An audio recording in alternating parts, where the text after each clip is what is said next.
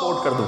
2 دن پہلے کلپ دیکھ رہا تھا جناب مفتی حنیف قریشی صاحب کا جی ٹی وی پر. نام لے کے اس لیے کہہ رہا ہوں بات کہ تاکہ باقاعدہ ریفرنس کے ساتھ بات رہے.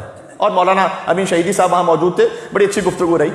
تو مفتی حنیف قریشی صاحب نے اس میں بات کہی امام حسن اور معاویہ ان کی صلح کے بارے میں بات ہو رہی تھی, اور مولا علی علیہ السلام کے مقابلے میں حاکم شام آیا تو یہ گفتگو ہو رہی تھی. تو انہوں نے مانا اس بات کو کہ علی حق پر تھے.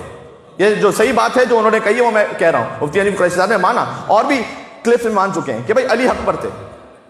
کیونکہ یہ میں نے ابھی حدیث پڑھی نا عمار یاسر والی, ایسی بہت ساری حدیثیں علی الحق والحق مع، تو اہل سنت کتابوں میں موجود ہے, کوئی ہم اپنی کتاب سے تھوڑی پڑھ رہے ہیں. تو علی حق کے ساتھ تھے. لیکن انہوں نے کہا کہ دیکھیں یہ جو اس وقت اختلاف ہوا نا, یہ جو اختلاف ہوا اس میں آپ کو پڑھنے کی ضرورت نہیں ہے, اور اس اختلاف میں کوئی کسی بھی طرف ہو جائے تو اسے اگر کوئی نظریہ بنا لیتا ہے وہ, تو آپ کو اس پہ کرٹیسائز کرنے کی ضرورت نہیں ہے. اور مثال کیا دی انہوں نے؟ مثال انہوں نے دیکھیں یہ ہوتا ہے بارز معذرت میں لفظ استعمال کروں مغالطہ. مثال انہوں نے یہ دی کہ حضرت خضر, اگر آپ نے وہ کلپ دیکھا ہوا ہے, انہوں نے کہا بھائی حضرت خضر نبی تھے یا نہیں تھے, اس پر ایک بحث ہے اور واقعی بحث ہے, میں اس کی قدر کرتا ہوں کہ جب علمی بات کی جائے. حضرت لقمان پر بھی بحث ہے کہ وہ نبی تھے یا نہیں تھے.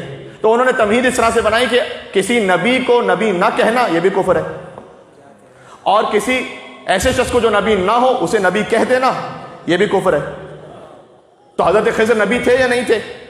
اب اختلاف ہے, اہل سنت بھی 2 فرقوں میں یعنی گروپ میں, شیعہ علماء بھی تحقیق 2 طرح کی ہے کہ نبی کچھ کہتے ہیں تھے, کچھ کہتے ہیں نہیں تھے.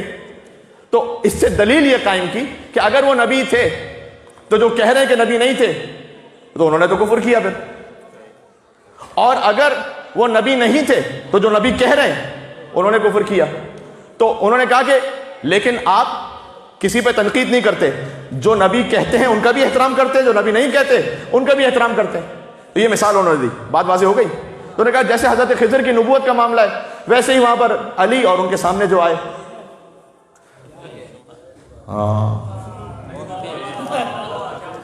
اچھا جو علی ان کے سامنے آئے تو کوئی اگر انہیں صحیح کہتے ہیں تو وہ بھی ٹھیک, اور جو ان کے سامنے آئے اگر کوئی ان کی طرف ہو جائے تب بھی اس میں کوئی حرج نہیں ہے, اس لیے کہ جیسے خضر کی نبوت میں 2 نظریے ہو سکتے ہیں. خضر علیہ السلام, بات پہنچ رہی ہے یار؟ ایک جملے میں جواب دوں گا, ہے میرے ساتھ آپ سب؟ میں عرض یہ کرنا چاہتا ہوں کہ یہ مثال اس کے ساتھ اس لیے ٹھیک نہیں ہے کہ علی کے لیے تو حضور نے کہا تھا علی الحق والحق مع علی. مجھے اتنا بتلا دیں کہ آپ خضر نبی کے لیے کوئی حدیث رسول موجود ہے کہ وہ نبی تھے؟ میرے ساتھ رہیے گا بھائی. نہ یہ حدیث موجود ہے کہ نبی تھے واضح طور پر, اگر موجود تھی تو ہم تک نہیں پہنچی, تو کم از کم ہم تک نہیں پہنچی کہ وہ نبی تھے. یہ حدیث بھی نہیں پہنچی کہ نبی نہیں تھے. جس سلسلے میں رسول اللہ نے کچھ ارشاد نہیں فرمایا آپ تحقیق کرتے نہیں, تحقیق کا دروازہ کھلا ہوا ہے, آپ اس طرف مان لیں اس طرف مان لیں وہ آپ کی مرضی ہے. اس لیے کہ رسول نے کوئی ارشاد نہیں فرمایا. کیا علی کے لیے معاملہ خالی چھوڑا تھا؟ پتہ نہیں میری بات پہنچ رہی ہے نہیں پہنچ رہی, بات پہنچ رہی ہے بھائی؟ علی کے لیے معاملہ خالی نہیں چھوڑا تھا حضور نے, کہا تھا علی الحق, علی ہمیشہ حق کے ساتھ ہے, حق ہمیشہ علی کے ساتھ ہے. جب رسول اللہ کا کلام آ گیا تو کسی کی تحقیق کی کیا گنجائش رہتی ہے کہ وہ کہے کہ میں اس کے ساتھ تھا یا اس کے ساتھ تھا؟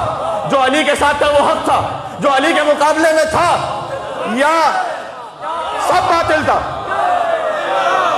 مذکر ہو یا مؤنث ہو میں نہیں بات کرتا.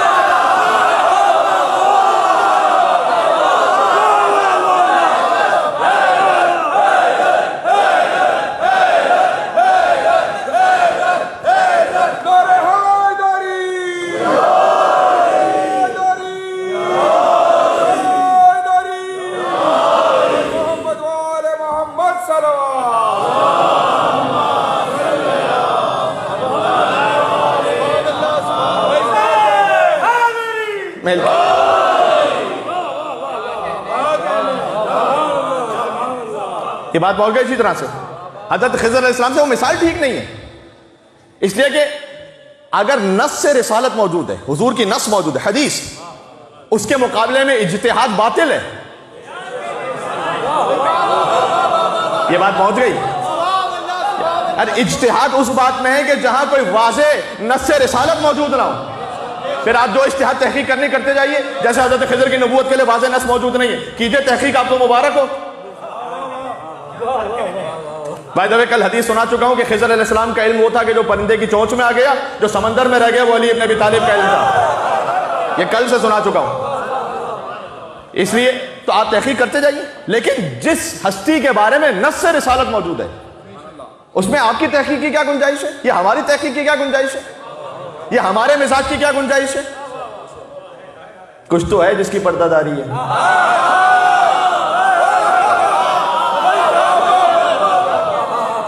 ہاں بڑے اچھا، اس لیے کہ اگر یہ کلیئر ہو گیا کہ نص کس کے ساتھ ہے تو پوری عمارت دھڑم سے گر جائے گی. آپ کی شریعت کی، آپ کے مذہب کی پوری عمارت گر جائے گی. ہاں پھر بات یہاں تک نہیں رہے گی حاکم شام تک، پھر یہ بھی سوال ہوگا کہ اسے اپوائنٹ کس نے کیا تھا. آج میری بات پہنچ رہے. میں تھوڑا سا بچوں سے اس لیے معافی چاہتا ہوں، مجھے کچھ بچوں نے میسج بھی بھجوایا کہ مولوی صاحب آپ کچھ بات کہہ جاتے ہیں، بڑے تو واہ واہ کہہ لیتے ہیں کیونکہ وہ ہسٹوریکل کانٹیکسٹ کو جانتے ہیں، ہم چونکہ نہیں جانتے لہٰذا ہم سے مس ہو جاتا ہے. تو اب میں اس پہ بات کرتا ہوں تو پھر بڑے کہتے ہیں کہ مولوی صاحب یہ سنی سنائی بات کر رہے ہیں، کچھ دوسری بات. تو میں تھوڑا سا مجبور ہوں، میرے ساتھ رہیے گا، میں کچھ مکس کر کے بات کرنے کی کوشش کرتا ہوں، اس لیے تھوڑا سا سمجھا کے بات کر رہا ہوں کہ پھر سوال یہ ہوگا کہ حاکم شام کو اپوائنٹ کس نے کیا تھا، اور یہ بھی سوال ہوگا کہ اس کو پھر کس نے اپوائنٹ کیا تھا.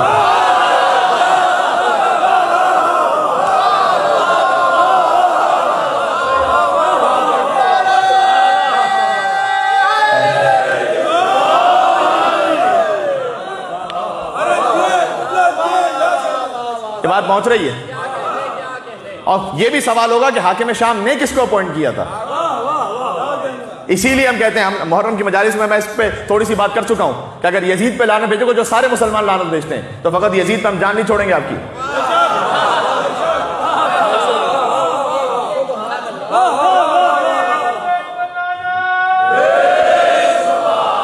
اچھا، جس کو اپوائنٹ کیا ہے اس پہ لعنت بھیج رہے ہو، جس نے اپوائنٹ کیا ہے اسے رضی اللہ کہہ رہے ہو.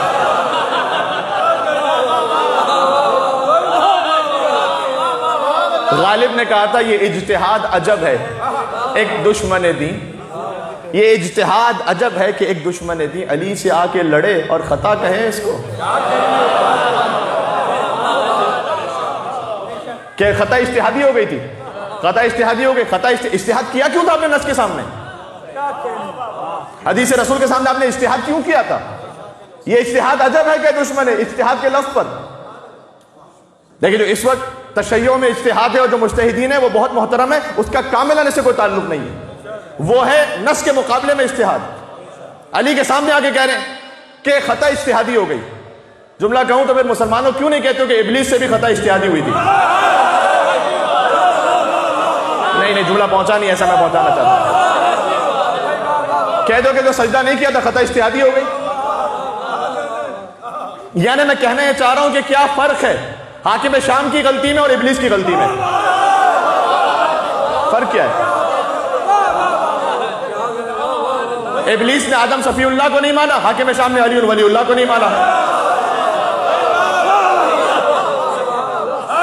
شام کو اپوائنٹ کرنے والے بلانا، دشمن حیدر تیرے پیر بلانا، پیر بلانا، تیرے ہمشیر بلانا، نہیں مجھے بات کرنے دیں. تیری شمشیر بلانا، تیری شمشیر بلانا، تیری ہمشیر بلانا، تیرے حیدری. دیکھیں میں جو بات کرتا ہوں نا وہ میں اس لیے کرتا ہوں تاکہ بہت سے بڑوں کے لیے کلیئر ہو بات اور بچوں کے لیے کلیئر ہو. تو میں چاہتا ہی ہوں کہ جو بات میں یہاں سے کر رہا ہوتا ہوں نا اس کے بعد آپ کو سابقہ لاحقہ لگانے کی ضرورت نہیں ہے. میں جو بات کہوں گا وہ کہوں گا، صحیح ہے، اور بات پہنچے گی انشاءاللہ آگے. صحیح ہے، اس لیے کہ ہمیں بات بھی کرنی ہے اور ہمیں اہل بیت کا حکم ہے کہ ہمیں تقیہ بھی رکھنا ہے. یہ دونوں حکم ہمارے ساتھ ہیں. اگر بات نہیں کریں گے تو تاریخ میں آپ جا کے دیکھیے گا کہ بہت سے برادران اہل سنت تھے، وہ سید کیسے بنے، وہ جو سید ہیں وہ اہل سنت کیسے بنے. بڑی دردناک داستان ہے. میں یعنی کوئی بیوی کے قاتل کو چاہے نہ جانتے ہوئے صحیح، اس کو علم نہیں ہے، اپنا رہنما مانتا ہو اور سید بھی ہو، یعنی بیوی کی اولاد میں سے بھی ہو، یہ کیا ہوا؟ تقیہ اس کی بھی شرائط ہے کہ دین چھپاؤ اپنا، اس لیے کہ کسی مومن کی جان مال عزت آبرو کا نقصان نہ ہو، لیکن ایسے نہ چھپاؤ کہ اپنی اولادی کو پتہ نہ چلے.